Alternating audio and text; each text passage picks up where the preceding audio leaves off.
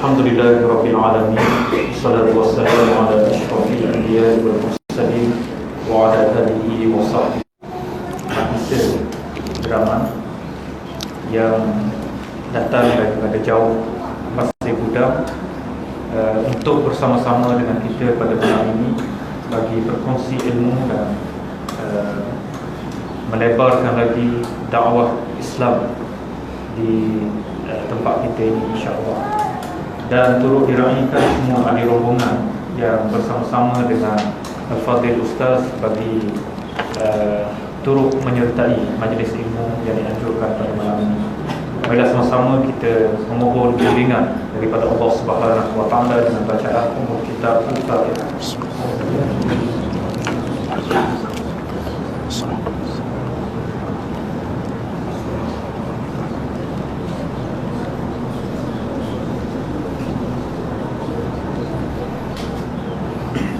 Alhamdulillah, saya bagi pihak penduduk dan juga bagi pihak surau ini merakamkan ucapan terima kasih kepada Al-Fadhil Ustaz Maisir yang sudi untuk menerima pelawaan kita sempena dengan rehlah ilmu ataupun jaulah ilmu di negeri Terengganu. Jadi untuk maklumat tuan-tuan sekalian, Al-Fadhil Ustaz berasal daripada Lungun, Terengganu, dan telah lama berada di Pasir Gudang. Malahan lebih dimasyhurkan Tuku Pasir Gudang yang bersama dengan kita pada malam ini.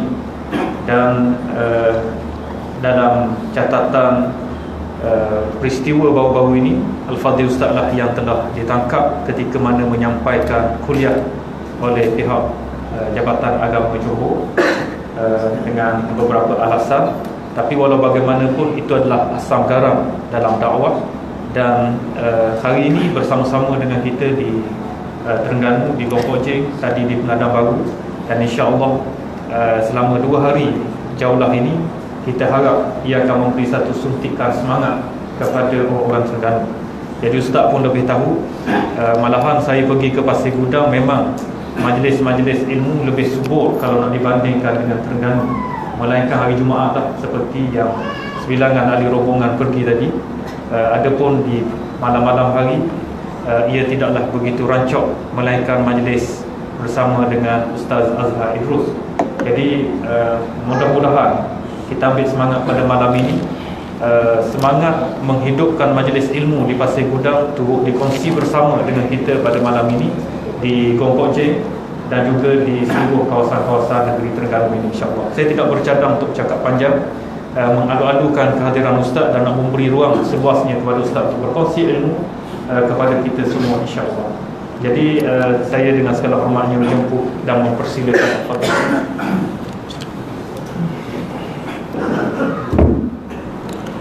Assalamualaikum warahmatullahi wabarakatuh. Alhamdulillahirabbil alamin. وبه نستعين على أمور الدنيا والدين وعلى آله وأصحابه ومن سار على نهجه واستنى بسنته واهتدى بهديه إلى يوم الدين. أما بعد، فقال الحق تبارك وتعالى بعد أعوذ بالله من الشيطان الرجيم بسم الله الرحمن الرحيم وَلَنَبْلُوَنَّكُمْ بِشَيْءٍ مِنَ الْخَوْفِ وَالْجُوعِ وَنَقْصٍ مِنَ الْأَمْوَالِ وَالْأَنْفُسِ وَالثَّمَرَاتِ وَبَشِّرِ الصَّابِرِينَ الَّذِينَ إِذَا أَصَابَتْهُمْ مُصِيبَةٌ قَالُوا إِنَّا لِلَّهِ وَإِنَّا إِلَيْهِ رَاجِعُونَ أُولَئِكَ عَلَيْهِمْ صَلَوَاتٌ مِنْ رَبِّهِمْ وَرَحْمَةٌ وَأُولَئِكَ هُمُ الْمُهْتَدُونَ. صدق الله العظيم.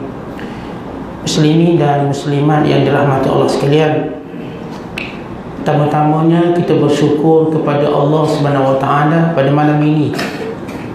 Allah Taala memilih kita untuk duduk dalam majlis ilmu. Moga-moga dengan niat kita yang baik, dengan perbuatan kita yang soleh ini dicatatkan di sisi Allah sebagai kebajikan yang sentiasa berganda pahalanya. Dan saya memberi khabar gembira sebagaimana yang digembirakan kepada kita oleh baginda kita Nabi Muhammad sallallahu alaihi wasallam, man salaka tariqan yaltamisu fihi ilman sahalallahu lahu tariqan ila jannah. Siapa yang berjalan untuk mencari ilmu, keluar daripada rumahnya bagi mencari ilmu, Allah mudahkan baginya perjalanan ke syurga. Moga-moga majlis ilmu ini sebab mudahnya perjalanan kita ke syurga, yang merupakan destinasi terakhir orang-orang bertakwa. Sebagaimana sabda Nabi sallallahu alaihi wasallam, la yashba'ul mu'min min khairin hatta yakuna muntahahul jannah. Tidak akan berhenti orang beriman daripada melakukan kebaikan sehingga disampai kepada kesudahannya, yakni syurga.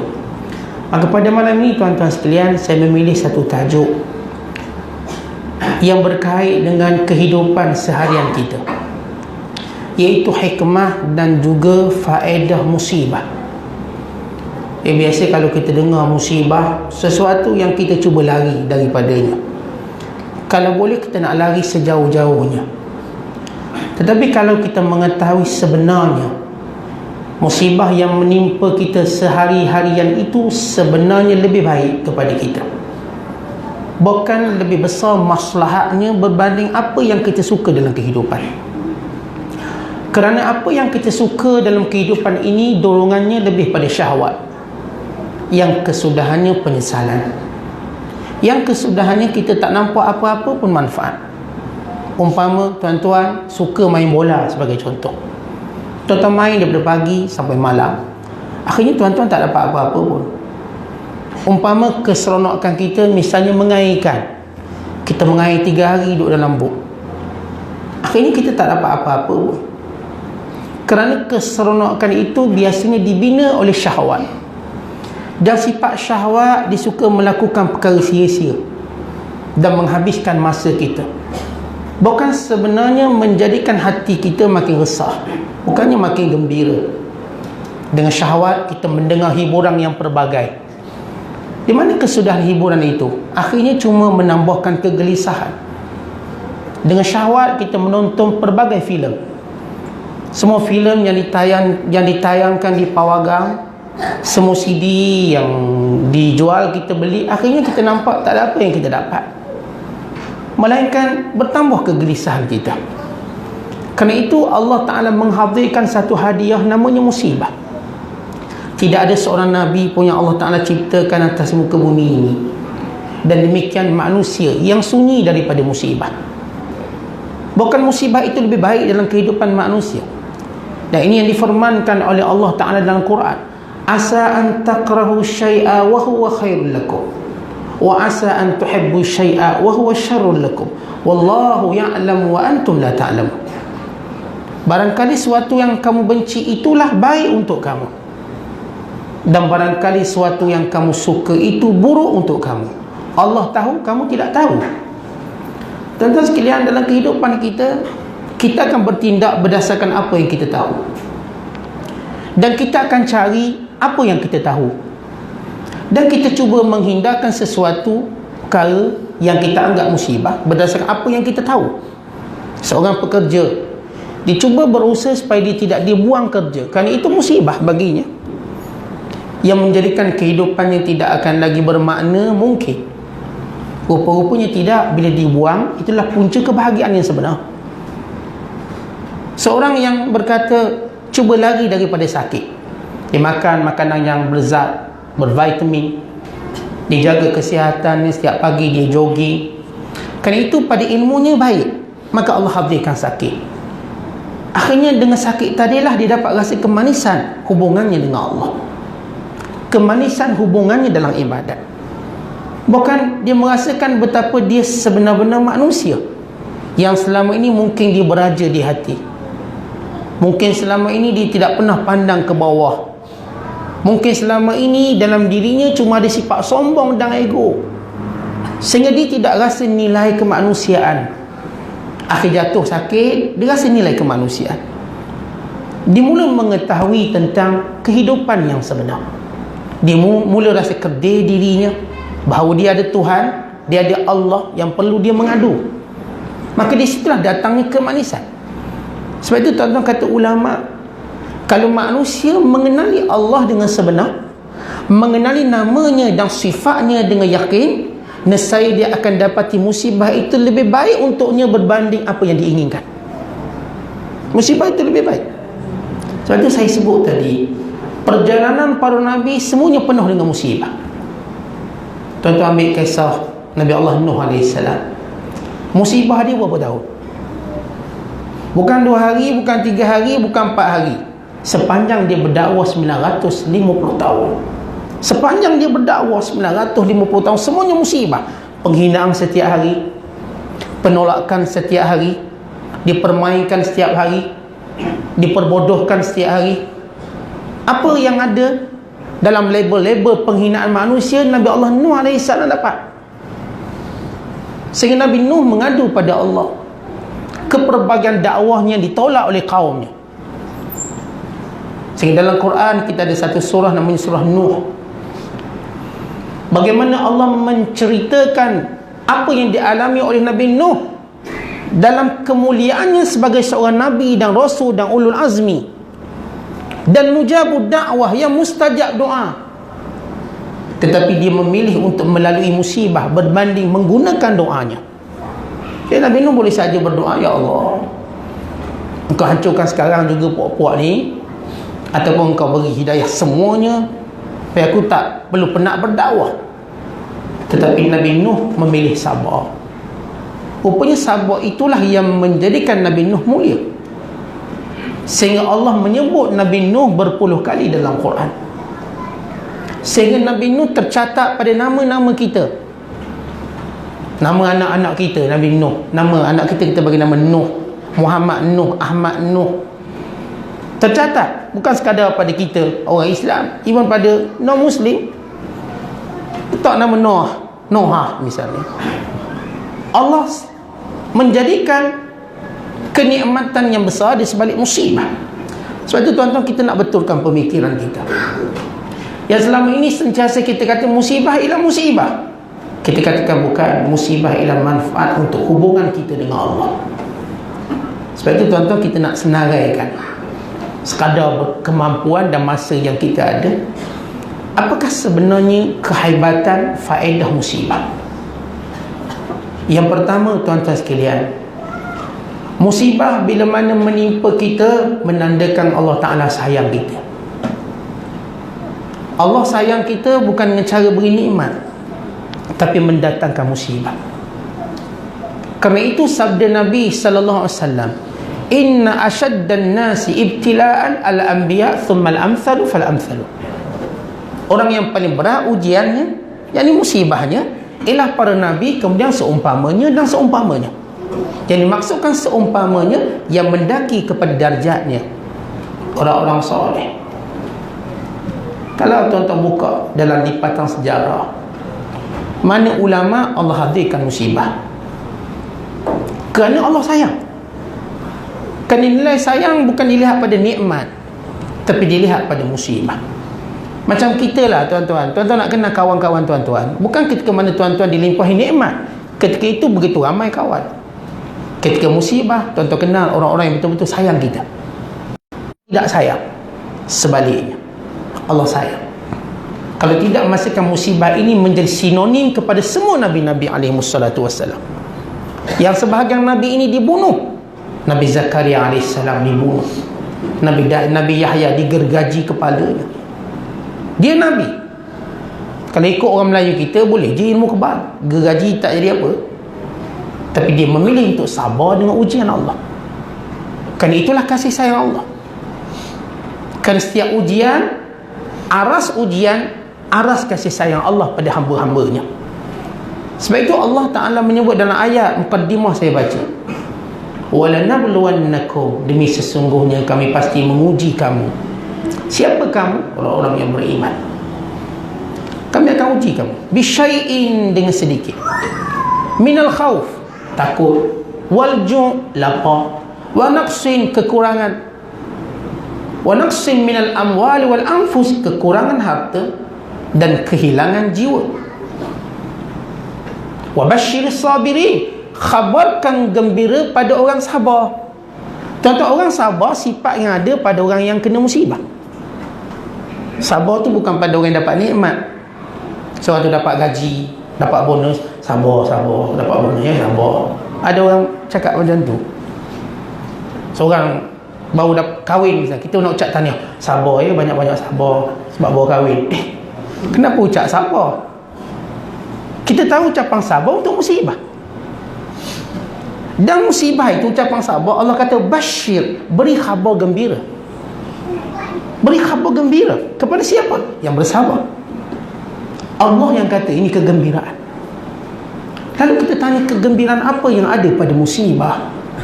Sedangkan saya terpaksa susah, sedangkan saya terpaksa tengok orang yang saya sayang sakit depan mata saya, sedangkan saya dapat melihat nikmat itu jauh terbang daripada saya. Maka kegembiraan apa yang ada? Maka dengar apa yang Allah Ta'ala sebut. Kalau tuan-tuan tahu, dunia ini bukan tempat untuk kita kekal. Dunia ini bukan tempat kita tinggal, tempat kita meraih pahala. Dan pahala yang paling sempurna diperolehi daripada sabar, bukan daripada ibadat-ibadat lain. Ya, kita sembahyang cari pahala, tuan-tuan puasa cari pahala, tuan-tuan haji cari pahala, tuan-tuan pergi umrah cari pahala. Tuan-tuan mahu satu pahala yang sempurna? Allah yang kata ini pahala sempurna. Innama yuwaffas sabiruna ajrahum bighairi hisab.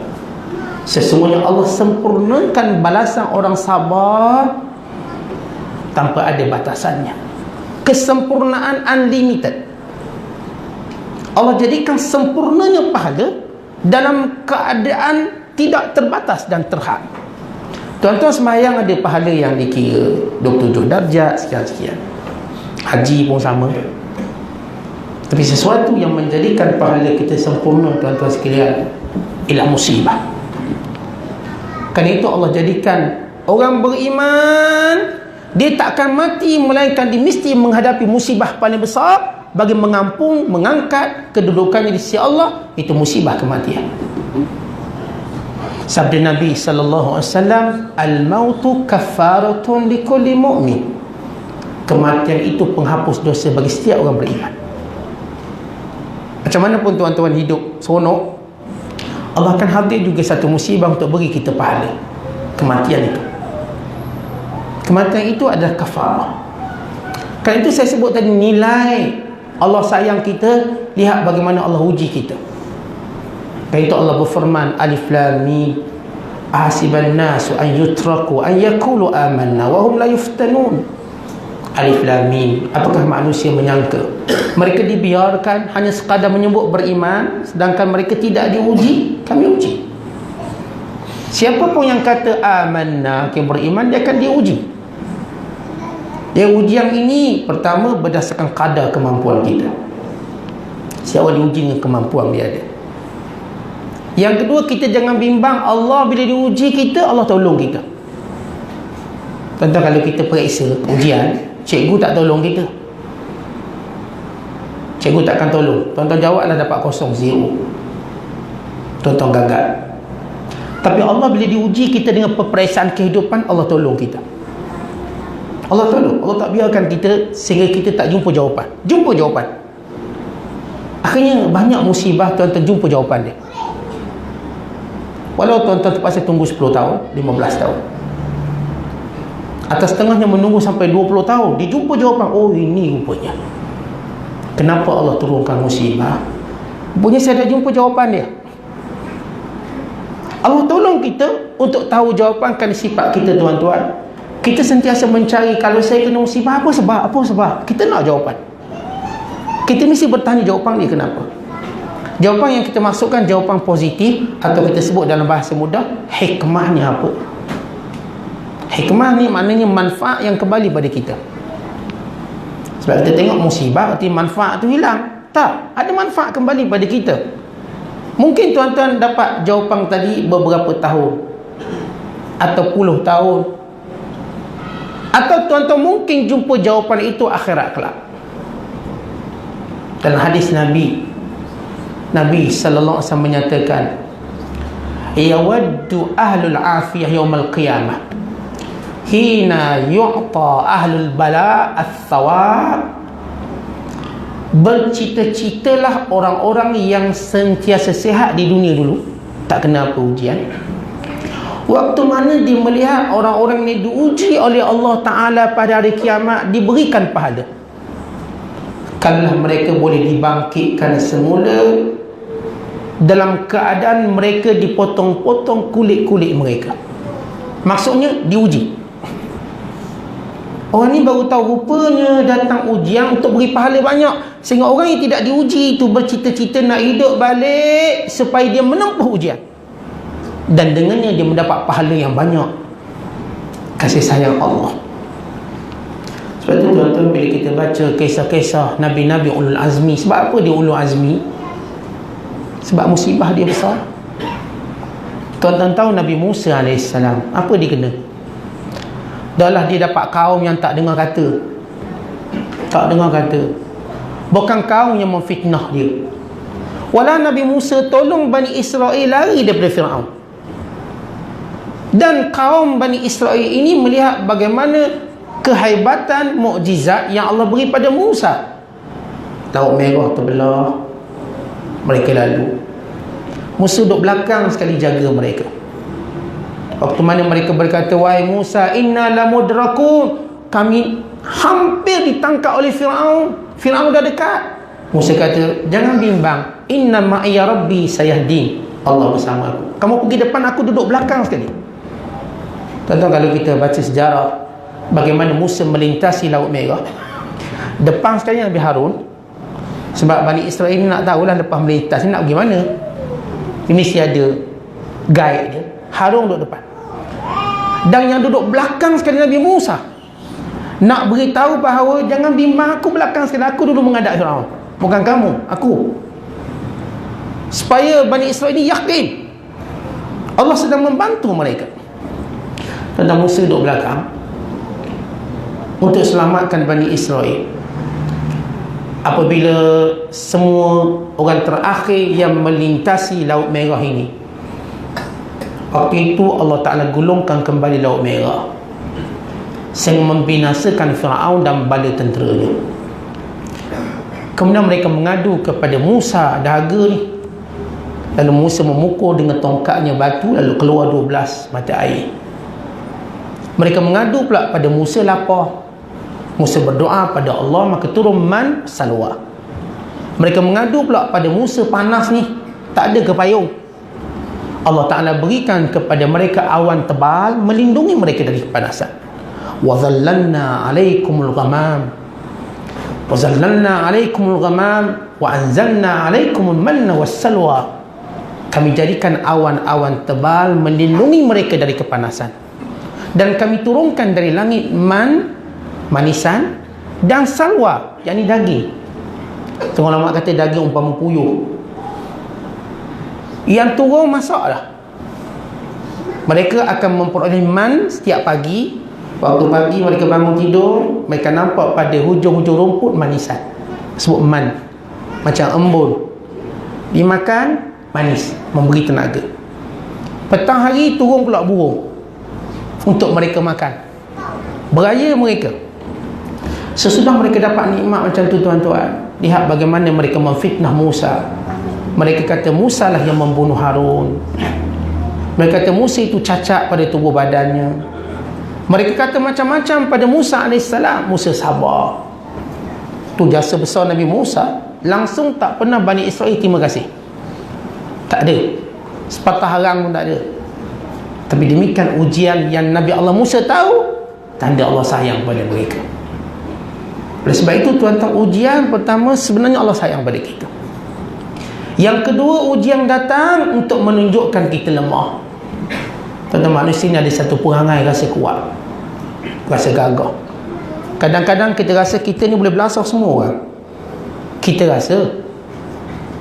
Sebab tu orang kita buat filem, hero seorang je belasah sekampung. Bukan sekampung tu belasah dia. Hero seorang mengamuk, habis satu bala tentera mati. Itulah ego manusia. Lepas tu tuan-tuan tengok, semua orang berlakon jadi hero, semua kesudah hidupnya teruk. Yang berlakon jadi Superman lumpuh, Berlakon jadi hero. Siapa pun berlakon jadi hero untuk tunjuk dia kuat, rupa-rupanya dia lemah. Ada je penyakit kena pada dia. Jangan seorang pun cuba berlakon untuk jadi hero. Sebenarnya dalam dunia tidak ada hero. Semua manusia kena mengakui satu benda, wa khuliqal insanu dha'ifa. Manusia diciptakan lemah. Supaya kita tahu, kita mesti mengadu pada Allah. Tidak ada yang kuat melainkan Allah. Tidak ada raja yang sebenar melainkan Allah. Sebab itu kita diajar dengan khazanah syurga. Tuan-tuan kena amalkan khazanah syurga. La hawla wa la quwwata illa billah. Tiada daya, tiada upaya, tiada kekuatan melainkan daripada Allah. Jangan sesekali kita rasa kita kuat, saya boleh angkat tangan saya sendiri. Sebab itu Allah Ta'ala turunkan penyakit stroke. Tengok orang kena stroke, apa dia boleh angkat? Boleh angkat tangan. Kalau tubuh dia besar ni, kena stroke, angkat tangan pun tak boleh. Tuan-tuan kena gaut sikit kat kaki, dah tak boleh angkat kaki lah. Terus lemah. Mana kuat? Dulu kita kata, Ustaz saya ni dulu main tomoy siam, juara heavyweight. Saya berlatih pun sepak pokok kelapa sawit, pokok pinang. Hari ni kaki dia tak boleh angkat, tangan dia tak boleh angkat, bukan nak kepal pun tak boleh. Tuan-tuan tengok almarhum Muhammad Ali, almarhum peninju terkenal. Saya ingat kalau tok guru saya ni dia excited dengan Muhammad Ali. Dia kata Muhammad Ali ni tumbuk lalak mati. Tuan-tuan maksud tumbuk lalak mati, ketangkasan, kecepatan. Dia tumbuk ni lalak, kena mati lalak tu. Tuan-tuan pernah buat tumbuk lalak mati? Tuan-tuan tumbuk? Tak mungkin. Dia orang cerita Muhammad Ali punya hebat, ditumbuk lalak mati. Akhirnya Allah uji dia. Bukan kita nak hina, nak sebut betapa kita lemah. Sebab ini juara heavyweight dunia. Kita tak pernah menang dalam pertandingan ni, heavyweight dunia. Akhirnya tuan-tuan kena Parkinson. Tangan pun tak boleh angkat, nak kepal pun tak boleh. Nak kepal tak boleh. Kerana itu Allah datangkan ujian supaya kita sedar kita lemah. Sebab rahmat Allah tidak akan datang melainkan pada orang lemah. Pertolongan Allah tidak akan datang melainkan bila kita rasa lemah. Tuan-tuan rasa kuat, tuan-tuan biarkan Allah dengan kekuatan tuan-tuan. Lepas itu dalam perang Hunain, tuan-tuan tahu perang Hunain, perang tahun ke-9 Hijriah. Waktu orang Islam rasa kuat kerana dia ramai masuk Islam. Tentera Rasulullah mulai ada pengalaman perang, tiba-tiba mereka dikejutkan dengan kekalahan. Pada hari mereka rasa mereka gagah. Wa yawma Hunain id a'jabatkum kathratukum falam tughni ankum syai'a. Pada hari Hunain, ketika mana kamu begitu takjub dengan kekuatan kamu dan ia tidak memberi manfaat sedikit pun pada kamu. Sebab tu tuan-tuan, dalam kehidupan kita, tuan-tuan mesti sentiasa rasa lemah di hadapan Allah. Jangan sesekali rasa kuat. Sebab itu musibah menyedarkan kita lemah. Tuan-tuan, kita demam. Demam ni kalau ikut ilmu doktor, dia tak tambah banyak, 1 Celsius je. Kita biasa 37, naik 38, dah habis.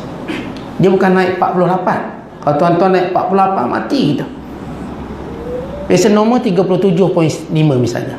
Dia naik 38, dah tak boleh bergerak. Dia naik 39, orang panggil demam panas. Naik 40 tuan-tuan, terus hang kita. Itu bukan suhu mendidih tu. Bayangkan kalau kita kena suhu mendidih 100 darjah Celsius. Sebab itu orang yang mendakwa dia kuat, akhirnya Allah hantar dia satu musibah supaya dia tetap sedar dia lemah. Manusia bila dia sedar dia lemah, itulah yang menjadikan dia kembali pada fitrah punya Allah. Ramai orang kata, saya tak perlu Allah, saya tak perlu Tuhan, saya cuma perlukan akal saya.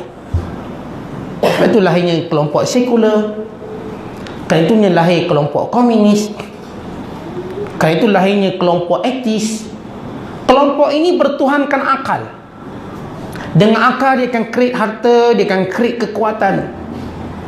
Maka tuan-tuan sekalian, sehebat Stalin, Lenin, Mustafa Kemal Atatürk dan lain-lain pemimpin diktator autokrasi, akhirnya bila Allah Ta'ala turunkan penyakit pada mereka, lihat di mana kekuatan mereka, mana kekuatan.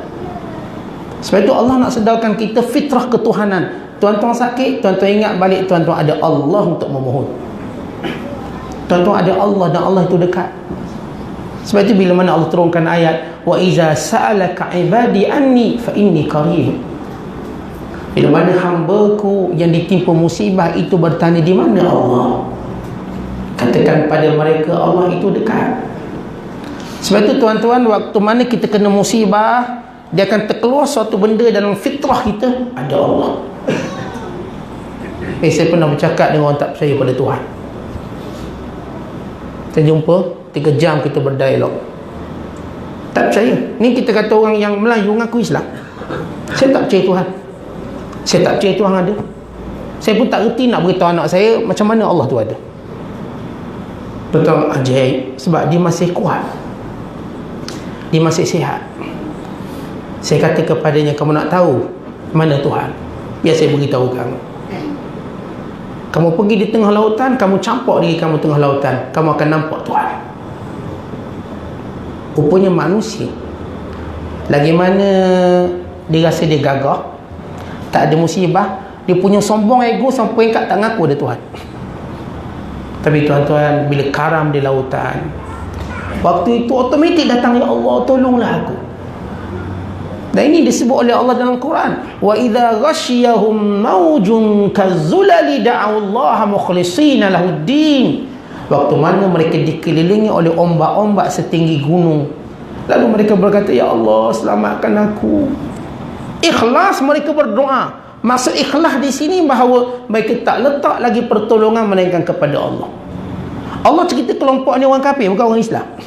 Kalau orang kafir terkeluar ketuhanan itu sementara orang Islam yang diajar tapi lupa dengan sebab nikmat, dengan sebab tak pernah sakit. Sebab itu musibah menjadikan kita sedar kita lemah. Setiap orang akan ada musibah dia. Hari itu dia akan kenal Tuhan dia. Sebab itu tuan-tuan, kita kalau boleh nak kenal Allah sebelum turun musibah. Kerana bila mana kita kenal Allah waktu mana turun musibah, waktu itu tak banyak membantu kita. Bukan sebenarnya Allah sedang ajar kita pula. Kerana itu Nabi bersabda, ta'arraf ila Allah fi ar-raha ya'rifka fi syiddah. Kenali Allah waktu kamu senang, Allah akan kenal kamu, Allah akan tolong kamu waktu kamu susah. Siapa yang ketika senang, dia sudah nampak Allah dalam hidup, maka bila dia susah, Allah tak akan biarkan dia susah. Yang ketiga, tuan-tuan sekalian, kenapa Allah Ta'ala turunkan kepada kita musibah? Apa faedahnya? Faedahnya supaya kita tidak cinta pada dunia. Cinta pada dunia ni membinasakan. Tuan-tuan, kadang-kadang kita tanya, Ustaz, saya umur 40 dah kena kanser, peringkat tahap 4, esok mungkin naik 5. Saya muda baru umur 40. Ustaz, kenapa saya ni tak boleh hidup macam orang lain, gembira, kena dah musibah? Supaya kamu tahu dunia bukan tempat tinggal kamu. Tuan-tuan, orang yang tak kena penyakit, dia ingat dunia tempat tinggal dia, tu seronok semacam. Walau di sini tidak ada syurga, tuan-tuan. Di dunia ini sebenarnya tidak ada pun kegembiraan. Siapa kata di dunia ada kegembiraan? Sebenarnya ia umpama fata morgana. Ia umpama bayangan yang tiada hakikat. Sebab itu tuan-tuan lihat sifat tuan-tuan berubah. Setiap hari mood kita berubah. Dia tak akan tetap. Hari ini kita cinta, esok kita benci. Hari ini tuan-tuan suka, esok tuan-tuan serabut perut. Hari ini tuan-tuan sekalian kita puji, esok kita kutuk. Dunia Allah jadikan sifatnya cacar marba. Kehidupan dunia sebenarnya tidak ada sistem. Yang saya maksudkan tidak ada sistem, tidak ada perkara yang sebenarnya boleh membahagiakan kita secara realiti. Saya selalu beri andaian, kalau tuan-tuan dapat 10 nikmat, datang satu musibah, cukup menghilangkan 10 nikmat. Yang paling kuat dalam dunia ni bukan nikmatnya, musibahnya. Katakan tuan-tuan dapat bonus, rumah baru, kereta baru, semua baru, tiba satu dia musibah, anak mati. Apa semua nilai? Katakan tuan-tuan dapat semua nikmat, satu dia tuan-tuan kena darah tinggi. Tuan-tuan rasa bahagia tak? Dan semua komplit. Ada satu penyakit. Akhirnya kita dapati bagaimana musibah menenggelamkan nikmat. Nikmat tak boleh tenggelamkan musibah. Yang saya sebut, kalau tuan-tuan dapat 100 nikmat, satu je musibah cukup tenggelamkan semua. Semua. Kenapa? Kerana Allah nak beritahu dunia bukan tempat kamu tinggal. Berarti Imam Syafi'i buat satu syair yang hebat tentang orang bijak. Inna lillahi ibadan futana talakud dunya wa khaful fitana nazaru fiha falamma alimu annaha laysat lihayyin watana ja'aluha lujjatan wattaqazu salihal a'mali fiha sufuna. Allah ada hamba-hamba yang bijaksana yang telah menceraikan dunia kerana takutkan fitnahnya. Mereka memerhatikan di dalam dunia, mereka mengetahui dunia bukan tempat tinggal. Lalu mereka menjadikan segala ujian dunia itu satu bahtera, iaitu amalan soleh yang menyelamatkan kehidupan mereka. Tentang dunia, saya katakan tuan-tuan dapat semua, akhirnya tuan-tuan hilang semua. Sementara kalau kita cuma dapat sikit. Orang yang dapat semua dunia namanya raja, dapat semua, akhirnya hilang semua. Datang kematian, hilang semua. Takhtanya, rakyatnya, hartanya. Bayangkan orang cuma dapat dunia sikit macam kita. Kita dapat dunia banyak mana tuan-tuan? Dapatlah Ustaz 800 bulan. Itu dia kita dapat. Ni raja yang dapat unlimited duit dia. Orang kaya dapat unlimited. Semua di benak dia ada. Waktu mana datang musibah pada dia, tuan-tuan, ditinggalkan semua. Di sini membuktikan dunia bukan tempat tinggal. Jangan kita jadi tidak bijak. Sebab itu musibah hadir sebagai satu berita gembira. Allah beritahu kita, ini bukan tempat tinggal. Jangan kamu berjuang untuk mendapatkan kesenangan di sini. Berjuanglah untuk mendapat kesenangan di sana. Biar kamu terkorban di sini, bukan terkorban di sana. Kalau kita terkorban di sini, lalu kita bahagia di sana, maka sebaik-baik perniagaan. Tapi kalau di sini tuan-tuan kita rasa bahagia, di sana kita terkorban, seburuk-buruk perniagaan, kerugian. Oleh sebab itu datang musibah untuk beritahu kita status dunia. Allah jadikan isteri kita mati, itulah status isteri kita, bakal jenazah. Allah jadikan suami kita mati, itulah status dunia, bakal jenazah. Allah jadikan anak-anak kita mati, itulah status dunia, semuanya bakal jenazah. Allah jadikan pemimpin kita naik turun, akhir mati, itulah status dunia. Tiada yang kekal di atas dunia. Kerana itu orang-orang yang tidak meneliti musibah, dia tak akan kenal Allah. Orang-orang cuma membilang dan mencari nikmat, dia akan makin jauh dari Allah. Sebab itu saya sebut musibah ini hadiah Allah pada kita. Kalau Allah tidak menghadiahkan musibah ini pada kita, tuan-tuan, kita dah jadi macam Firaun, macam Haman, yang akhirnya direntak nikmatnya serta merta. Allah ambil nikmat tu serta merta. Kemuncak kekufuran waktu mereka mengaku dia Tuhan. Ramai ulama tafsir sebut, kenapa Firaun mengaku Tuhan? Dia ada beberapa raja yang sanggup mengaku Tuhan. Sebahagian besar raja-raja dia cuma kata wakil Tuhan, atau anak Tuhan, tak bawah sikit lah anak Tuhan, atau jauh sikit sepupu Tuhan ke. Tapi ada beberapa raja dia kata dia Tuhan. Siapa? Firaun. Yang kedua Namrud. Dia kata dia Tuhan. Adapun Firaun Allah Ta'ala sebut dalam Quran. Bila Firaun berkata, ana rabbukumul a'la, aku Tuhan kamu yang tinggi. Adapun Namrud Allah Ta'ala juga sebut dalam Quran. Alam tara ila alladhi haja Ibrahim fi rabbih an atahu Allahul mulk id qala Ibrahim rabbiyal ladzi yuhyi wa yumiit qala ana uhyi wa umiit. Tidakkah sampai berita kepada kamu orang yang berdebat dengan seorang yang sombong dalam isu ketuhanan? Waktu Ibrahim berkata, Tuhanku menghidupkan dan mematikan. Lalu dia berkata, Namrud, aku juga menghidupkan dan mematikan. Contoh para ulama tafsir cerita, kenapa Firaun dan Namrud ni tegar mengaku Tuhan? Sebab dia tak pernah kena musibah. Dia tak pernah sakit, tidak pernah ada kehendaknya terhalang. Dia nak apa? Dia dapat. Orang yang tak kena musibah ni, rupanya Allah nak jadikan dia semakin sombong, sampai peringkat tegar dia untuk mengaku Tuhan. Tuan-tuan, takkanlah kita kencing manis kemudian mengaku Tuhan, saya Tuhan kencing manis. Tak mengaku Tuhan. Orang darah tinggi, gauk, tak mengaku Tuhan. Sebab dia tahu dia penyakit. Nak mengaku gagah pun tak berani. Yang tak pernah kena musibah ni lah yang kata Tuhan. Dia setengah mereka kata Firaun tak pernah sakit berpuluh tahun, tak pernah sakit. Tak pernah sakit, tuan-tuan. Rupanya Allah hantar sakit ni hadiah untuk orang beriman juga. Kalau kita sakit ni hadiah. Sebab tu Nabi ajar kita banyak doa bila mana kita ditimpa sakit. Doa tu semuanya berkaitan dengan Tuhan.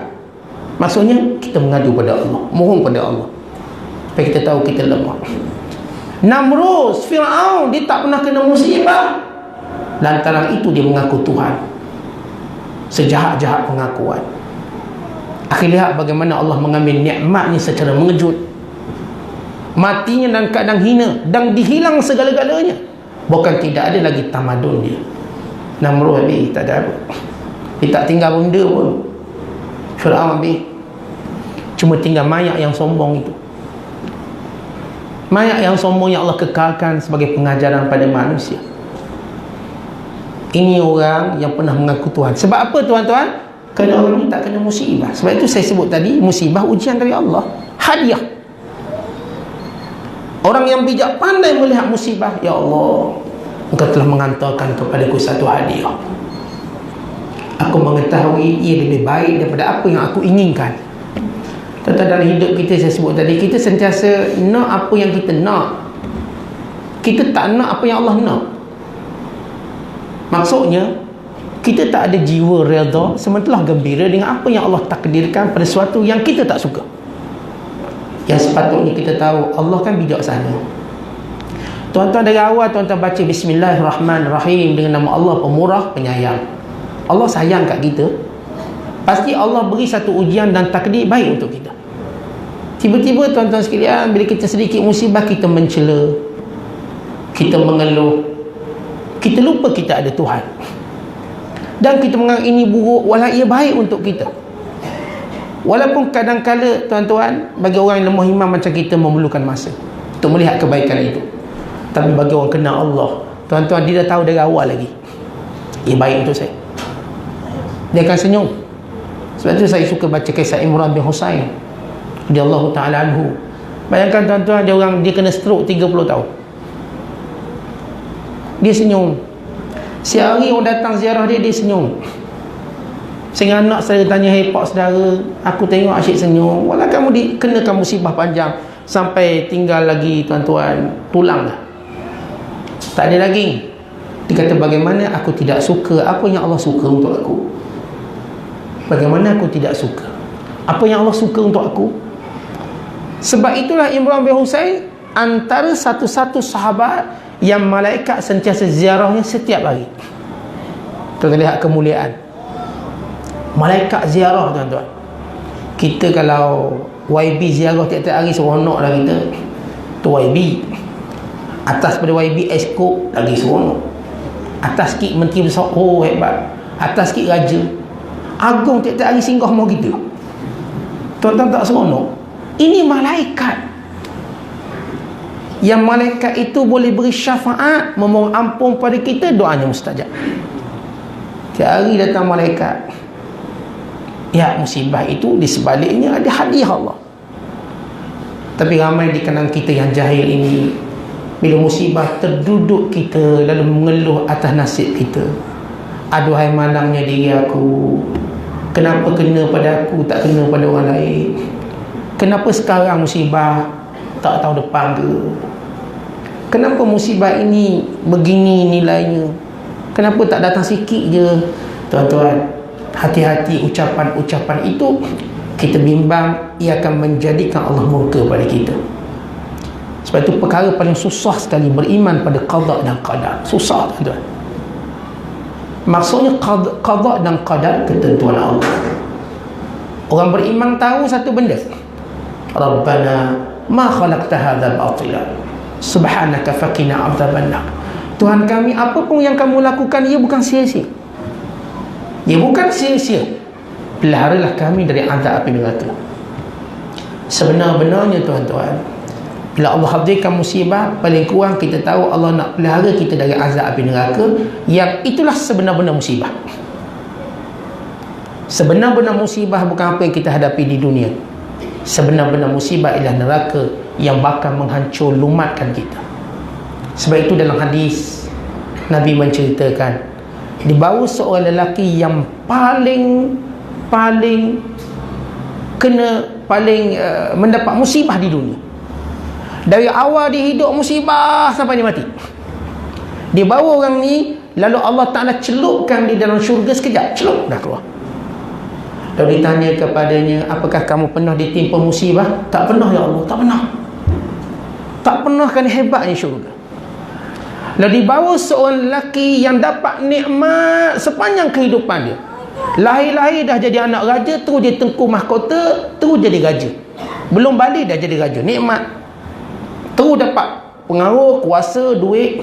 Dia tak pernah rasa susah. Sampai dia mati dalam kesenangan. Mati pun sebab makan banyak, senang. Allah ambil orang ni, Allah celup dalam neraka sekejap je. Kemudian Allah Ta'ala tanya, pernahkah kamu dapat nikmat di dunia? Tak pernah ya Allah, tak pernah dapat nikmat.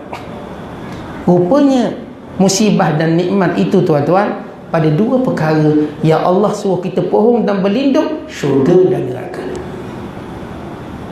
Syurga dan neraka lah musibah sebenar. Maksudnya syurga lah matlamat kita, neraka lah sebenar-benar musibah kita. Oleh sebab itu tuan-tuan, berterima kasih pada Allah bila hadir musibah. Dan lihatlah dan muhasabahlah diri. Allah nak ingatkan, nak sedarkan kita sesuatu. Renunglah pada sifat pemurah Allah, sifat pengasih Allah. Dan Allah bila turunkan musibah, dia tak akan biarkan kita bersendirian. Bahkan Allah lebih dekat dengan kita berbanding kita dapat nikmat. Sebab itu semua orang bila kena musibah, dia rasa Tuhan dekat dengan dia. Semua orang. Itulah hadiah paling hebat, kita dekat dengan Allah di kala musibah. Sebab itu jangan mencela musibah. Sebab itu tuan-tuan jangan mengeluh dengan musibah. Lihatlah dengan pandangan sebagai seorang mukmin yang bertakwa. Moga-moga Allah menjadikan setiap musibah kehidupan kita ini kebaikan di dunia dan di akhirat. Saya rasa sekadar itu tazkirah, peringatan. Moga-moga saya dan tuan-tuan mendapat sesuatu untuk dibawa bekalan dalam kehidupan kita. Apa yang baik datang dari Allah, yang lemah datang daripada diri saya sendiri. Wabillahi taufiq wal hidayah. Assalamualaikum warahmatullahi wabarakatuh.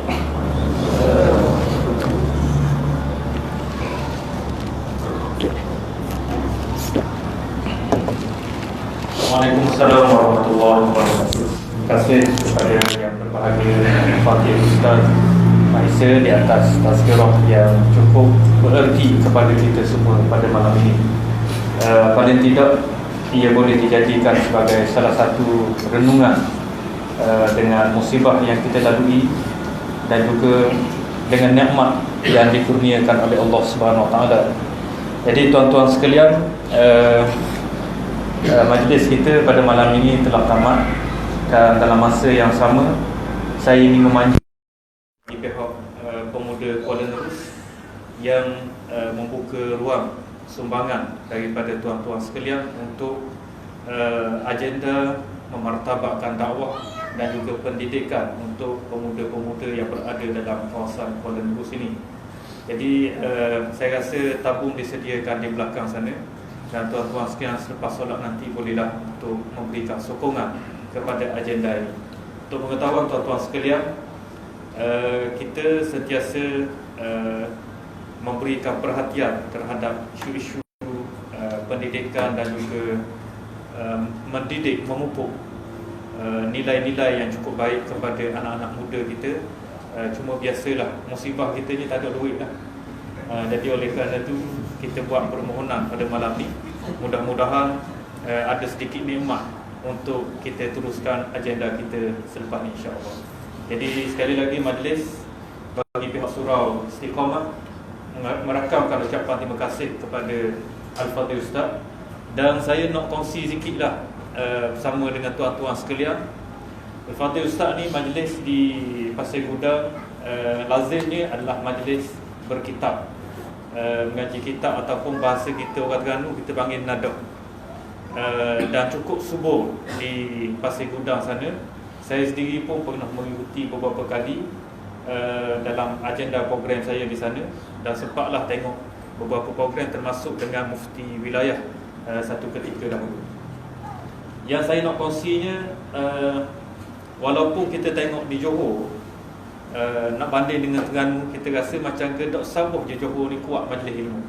Tapi hak pemerhatian saya boleh kata Johor lebih subur majlis ilmu nak dibandingkan dengan negeri Terengganu.